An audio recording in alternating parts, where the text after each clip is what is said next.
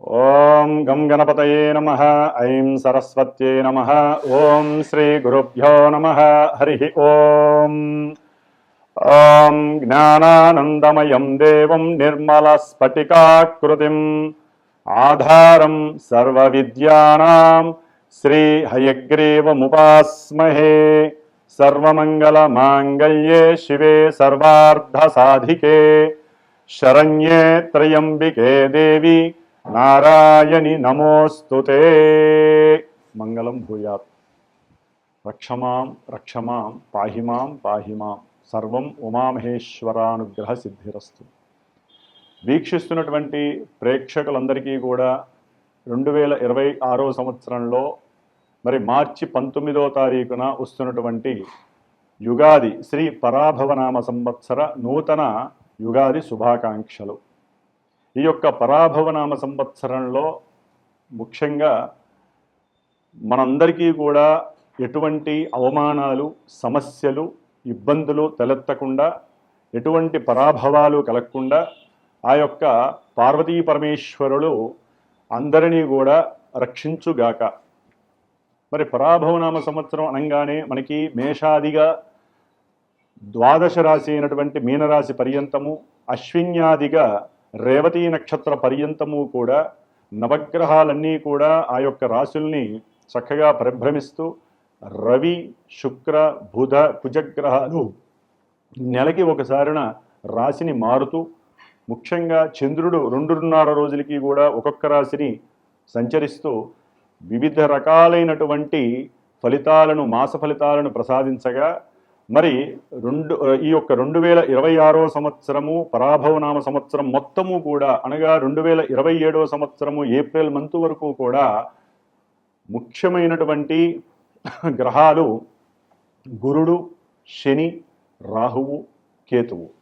మరి ఈ యొక్క 4 గ్రహాల మీద ఈ రాశుల యొక్క ఫలితాలు, ఆ రాశుల్లో ఉన్నటువంటి నక్షత్రాల వారు, ఈ రెండూ కూడా తెలియనటువంటి వారు, నామాక్షరాలు కలిగినటువంటి వారికి ఏ ఏ విధమైనటువంటి ఫలితాలు ఉంటాయో గమనించే ముందుగా మరి యొక్క పరాభవనామ సంవత్సరంలో ముఖ్యంగా ప్రతి రాశికి కూడా శాస్త్రరీత్యా ఆదాయము, వ్యయము, రాజపూజ్యము, అవమానము ఇవి చక్కగా మనకి ఇస్తూ, వీటి ప్రకారము మనం ప్లానింగ్ చేసుకుంటూ ఈ యొక్క సంవత్సరం మొత్తం ఏ విధంగా ఆదాయాన్ని స్థిరత్వంగా ఉంచుకోవాలి, ఖర్చుల్ని ఏ విధంగా తగ్గించుకోవాలి, ఏ విధంగా మాట్లాడితే మన యొక్క గౌరవ మర్యాదలు పెరుగుతాయి, ఎవరితో జాగ్రత్తగా మాట్లాడకుండా ఉంటే మనకి అవమానాలు లేకుండా ఉంటాయి, ఇలాంటివన్నీ బ్యాలెన్స్ చేసుకుంటూ మరి మొత్తం మీద అన్ని రాశులకి కూడా చూసుకున్నట్లయితే ఆదాయము చాలా తక్కువగా ఉంది, వ్యయము ఎక్కువగా ఉంది, రాజపూజ్యము తక్కువగా ఉంది, అవమానాలు ఎక్కువ ఉన్నాయి. 12 రాశుల ప్రకారము చూస్తే మొత్తము కూడితే.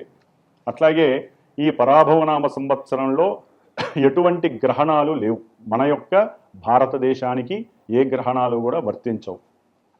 అట్లాగే ముఖ్యంగా ఈ యొక్క శ్రీ పరాభవనామ సంవత్సరంలో రాజుగారు మనకి గురువారం అయింది కాబట్టి రాజుగా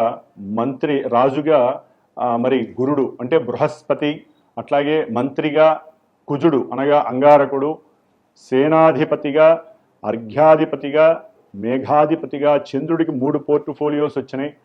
అట్లాగే శుక్రుడికి సస్యాధిపతిగా, అట్లాగే నీరసాధిపతిగా 2 పోర్ట్ఫోలియోస్ వచ్చినాయి. అట్లాగే రసాధిపతిగా రవికి పోర్ట్ఫోలియో వచ్చింది. బుధుడికి మరి అర్ఘ్యాధిపతిగా, ధాన్యాధిపతిగా మరి పోర్ట్ఫోలియో ఇచ్చారు. కాబట్టి ఉన్నంతలో శని భగవానుడికి ఎటువంటి అధికారత్వం లభించలేదు. అయితే ఇక్కడ రాజుగారిగా ఉన్నటువంటి గురుడు వలన రాజ్యాలను పరిపాలించేటటువంటి వారు, ప్రపంచంలో ఏ రాజుగారైనా సరే, అంటే పిఎంలు కావచ్చు, సీఎంలు కావచ్చు, రాజకీయ నాయకులు ఎవరైనా సరే, ప్రజలని ఉద్ధరించే వాళ్ళు ఎవరైనా సరే జ్ఞానంతో మెలగాలి, చక్కటి సంభాషణలు చేసుకోవాలి, సంప్రదింపులు చేసుకోవాలి.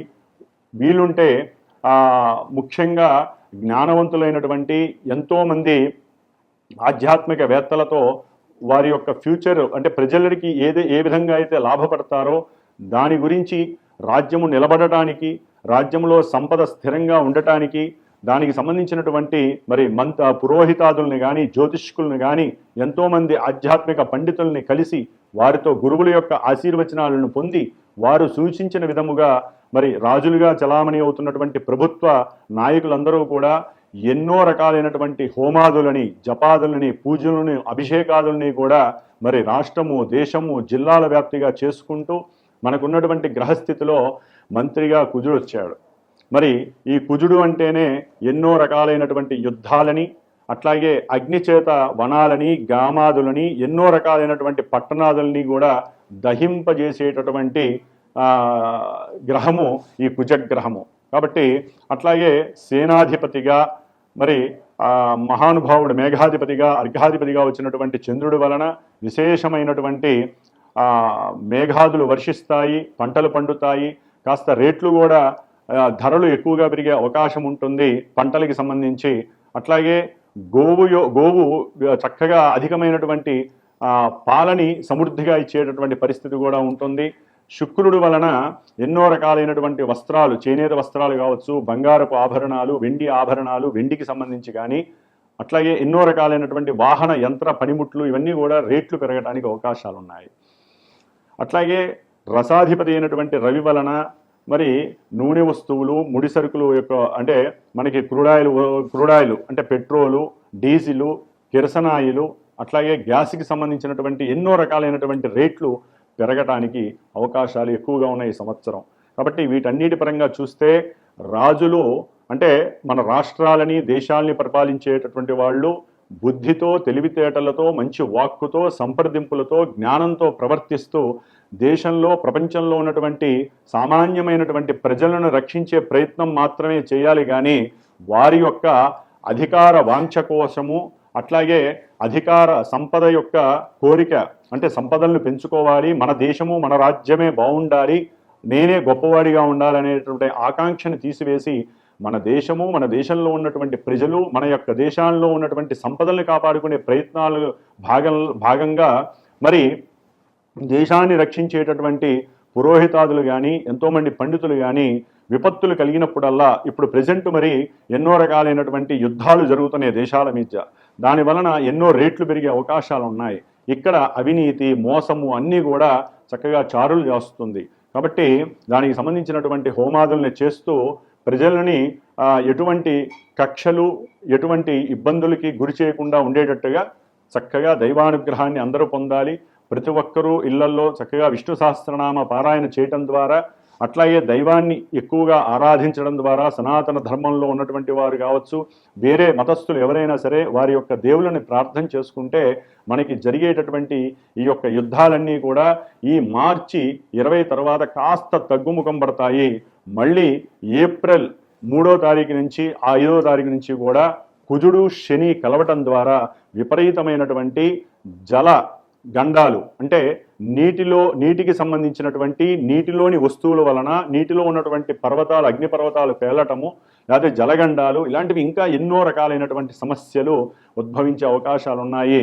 కాబట్టి ప్రతి ఒక్కరూ ఈ మే 10 వరకు కూడా, ఏప్రిల్ నెల మొత్తము కూడా హనుమంతుడికి సంబంధించిన హోమాదులు కానివ్వండి, హనుమాన్ చాలీసా పారాయణలు, సుందరాకాండ పారాయణలు, ఈ విధంగా హనుమంతుల వారిని ప్రార్థించడం ద్వారా కుజ శనుల యొక్క కలయిక వలన రాష్ట్రాలు, దేశాలు నాశనం అవ్వకుండా ఎటువంటి యుద్ధాలైనా సరే ఆగిపోయే ప్రయత్నము ఒక్క హనుమంతుల వారు మాత్రమే చేయగలరని ఆశిస్తూ, మరి ఈ యొక్క పరాభవనామ సంవత్సరంలో మేషాది రాశి పర్యంతము కూడా మీనరాశి వారికి ఏ విధంగా వారి యొక్క ఫలితాలు శుభంగా ఉంటాయా, కొన్ని ఇబ్బందులు ఉంటాయో తెలుసుకునే ప్రయత్నం చేస్తూ అందరికీ కూడా ఈ పరాభవనామ సంవత్సరం చాలా చాలా సౌఖ్యపరమైనటువంటి సిరి సంపదల్ని ప్రసాదిస్తూ, ఉన్నత వృత్తి, ఉద్యోగ, వ్యాపారాదుల్ని వృద్ధి చేస్తూ, అఖండమైనటువంటి సిరి సంపదలను కలుగజేస్తూ, విశేషమైనటువంటి ప్రాధాన్యతని, గౌరవ మర్యాదల్ని పెంచాలని ఆశిస్తూ, ఓం శతమానం భవతి శతాయు పురుష శతేంద్రియ ఆయుష్యేవేంద్రియే ప్రతిష్టతి.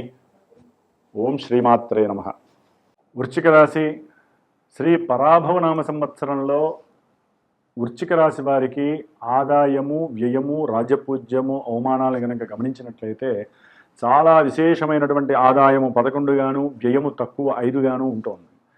అంటే వీరు ఇప్పటి వరకు ఎదురు చూస్తున్నటువంటి పరిస్థితులకి అనుగుణంగా ఆదాయం పెరిగే ఛాన్సెస్ ఉన్నాయి. రాజపూజ్యము 2 గాను, అవమానం 6 గాను కనిపిస్తోంది.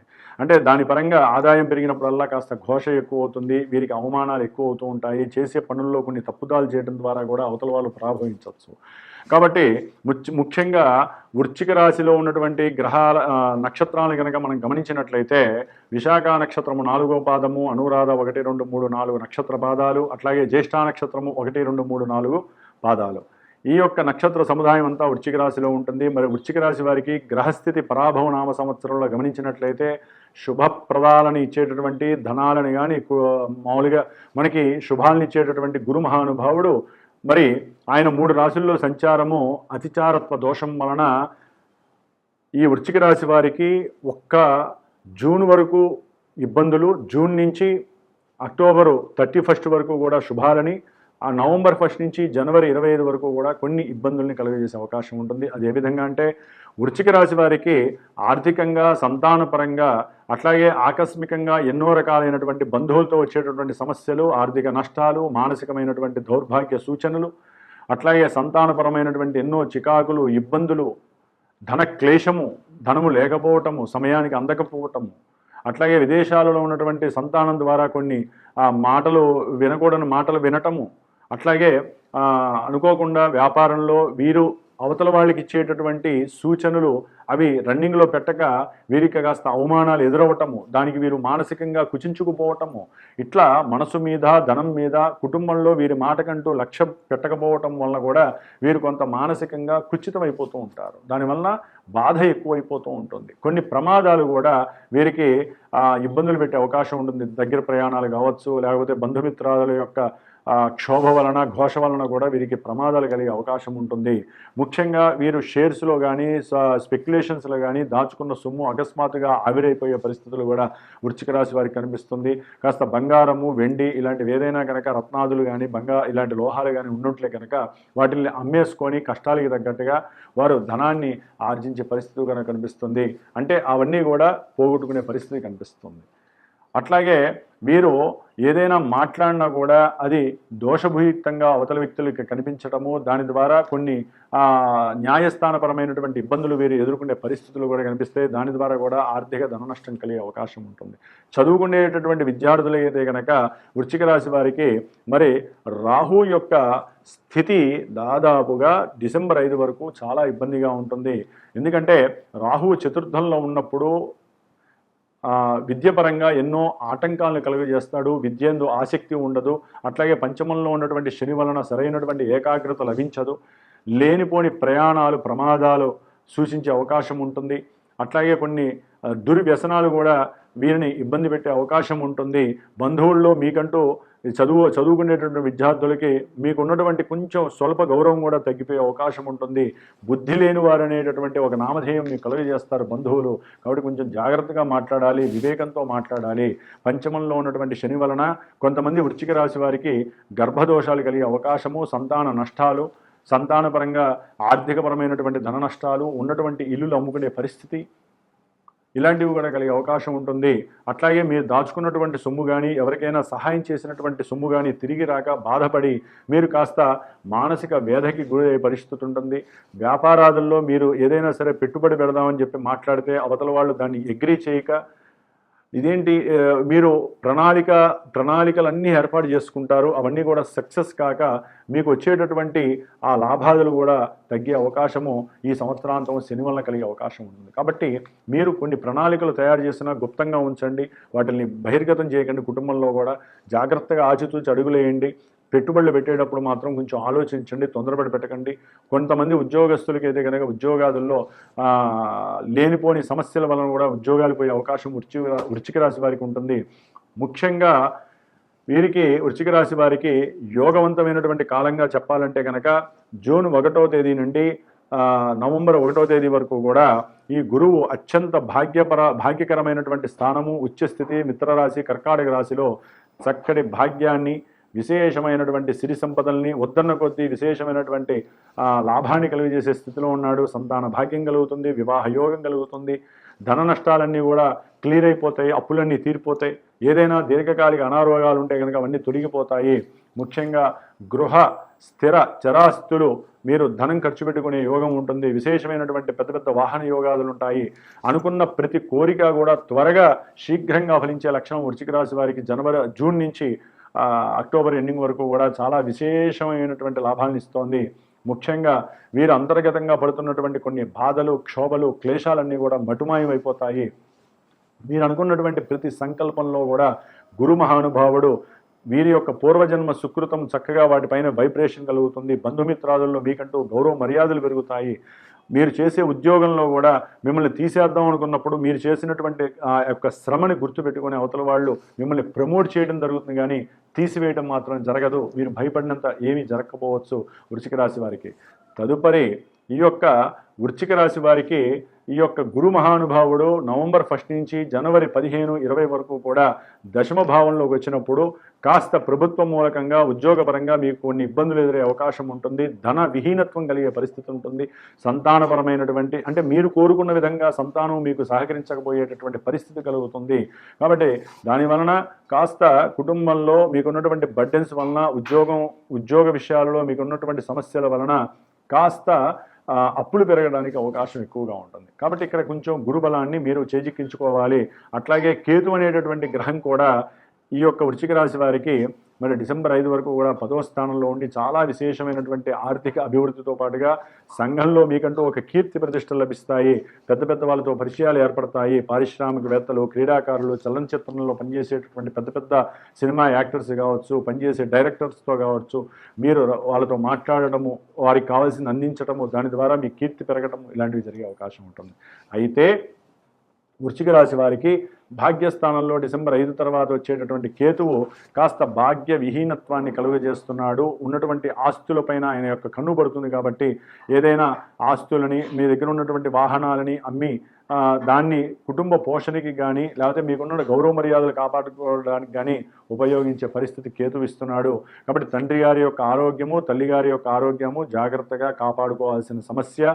అట్లాగే ముఖ్యంగా ఈ గురువు యొక్క బలం కోసము, ఎందుకంటే ఏ రాశి వారికైనా ఈ యొక్క సంవత్సరం అంతా బాగుండాలంటే గురుబలం బాగుండాలి. శని, రాహు, కేతువుల యొక్క బలం అయితే కనుక చాలా ఇబ్బందిగా ఉంది. ఈ వృశ్చిక రాశి వారికి డిసెంబర్ 5 తర్వాత రాహు యొక్క బలం చాలా విశేషంగా ఉంటుంది. అనుకున్న ప్రతి సంకల్పంలో సిద్ధి కలుగుతుంది. ఉన్నతమైనటువంటి వృత్తి, ఉద్యోగము కలిగే అవకాశం ఉంటుంది. రాజకీయ నాయకులకైతే కనుక అనుకున్న విధంగా వారికి కావలసినటువంటి పోర్ట్ఫోలియో 10 పదవులు లభించే అవకాశం ఉంటుంది. ప్రయాణాలు అధికమవుతాయి. ఆ ప్రయాణాల ద్వారా అభీష్ట సిద్ధి కానీ, సంకల్ప సిద్ధి కానీ అనుకున్న విధంగా ఉంటుంది.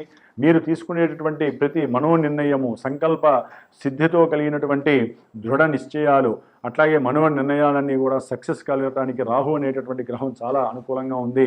ముఖ్యంగా ఏదైనా సరే ఉద్యోగపరంగా కొన్ని మార్పుల ద్వారా మీరు ఎదగడానికి కూడా ఈ రాహు ఉపయోగపడుతున్నాడు.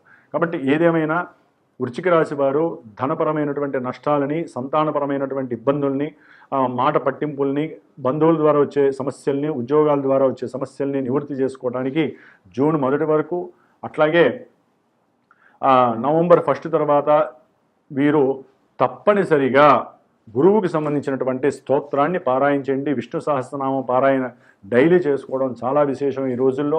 అట్లాగే గురువుకి సంబంధించినటువంటి శనగల్ని గోమాతకి మరి ఉడికించి తినిపించడం ద్వారా, మీ మనసులో కోరిక చెప్పుకొని తినిపించడం ద్వారా చాలా విశేషమైనటువంటి భాగ్యము కలుగుతుంది. ముందు నష్టం కాకుండా ఉంటుంది.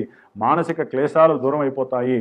అట్లాగే ఈ సమయంలోనే గురుగ్రహ పాశుపత రుద్రహోమాన్ని, లేకపోతే విద్యార్థులైతే దక్షిణామూర్తి యొక్క శ్లోకంతో పాటుగా మీరు చదువుతూ హోమాన్ని చేయించండి. 16 గురువారాల నియమాలు పాటించండి ఈ సమయంలో. దాని పరంగా మీకు వచ్చేటటువంటి ఇందాక చెప్పినటువంటి సమస్యలన్నీ కూడా మిమ్మల్ని మీరే నివృత్తి చేసుకునే అవకాశం ఉంటుంది. అయితే ఇవన్నీ కూడా చంద్రగోచారం రీత్యా కొంతవరకు మాత్రమే మానసికంగా కొన్ని దోషాలని, కొన్ని అభివృద్ధి ఫలితాలని ఇస్తాయి. కానీ ప్రతి వ్యక్తి జన్మించినప్పుడు ఆ యొక్క సమయానుసారము లగ్నానికి సంబంధించినటువంటి దశలు, అంతర్దశలు ఇప్పుడు యాక్టివేట్ అవుతూ ఉంటాయి. అవి శుభయోగకరంగా ఉంటే ఇక్కడ గ్రహస్థితులు కనుక ఎంత ఇబ్బందులు ఉన్నా అవి మనల్ని కాపాడుతూ ఉంటాయి. అది తెలియక చాలామంది గోచారమే మన జీవితం, జన్మ అనుకుంటున్నారు. అది కాదండి. మీరు జన్మించినప్పుడు ఏదైతే date of birth, time, place ఉంటాయో చాలామందికి వాటి పరంగా ఈ కొత్త సంవత్సరం తర్వాత మీకు జరిగే ఈవెంట్స్ ఉంటాయి. ప్రతి మనిషికి జీవితంలో ఆర్థిక విషయాలు, ఆరోగ్య విషయాలు, విద్య, ఉద్యోగము, సంతానము, కళ్యాణము, అట్లాగే ఏదైనా సరే ఉద్యోగపరమైనటువంటి ఇబ్బందులు, కోర్టు కేసులు, శత్రువులు, రోగాలు, రుణాలు, రుణబాధలు, ఇవన్నీ కూడా ఎప్పుడు తీరతాయి, లేకపోతే ఇవన్నీ ఎప్పుడు శుభాలు జరుగుతాయి, నేను అనుకున్న పనులు సాధిస్తానా లేదా, నేను రాస్తున్నటువంటి ఎగ్జామ్ ఫలిస్తుందా లేదా విద్యార్థులు, ఇవన్నీ కూడా ఎన్నో రకాలైనటువంటి ఈవెంట్స్కి సంబంధించిన గ్రహాలు యాక్టివేట్ అయి ఉంటాయి. ఆ దశలు యాక్టివేట్ అయినప్పుడు మాత్రమే ఇక్కడ ప్రజెంట్ గోచారంలో మనకి అవి ఫలితాలని అందజేస్తూ ఉంటాయి. కాబట్టి ఈ యొక్క అభిప్రాయం తెలుసుకున్న వాళ్ళు మాత్రము ఈ ఉగాది తర్వాత మీకు నచ్చినటువంటి గురువుల్ని సంప్రదించండి. చక్కగా మీ జాతక విశ్లేషణని చక్కగా చేయించుకోండి. జాతకం అంటే ముందు మనకు కావాల్సినటువంటి వివాహం ఎప్పుడవుతుంది అనేటటువంటి విషయాన్ని అడిగేయటం కాకుండా అసలు జాతకంలో నడుస్తున్నటువంటి దశలు, అంతర్దశల పరంగా మీకు ఏ ఏ భావనలు కలుగుతున్నాయో చక్కగా తెలుసుకోండి.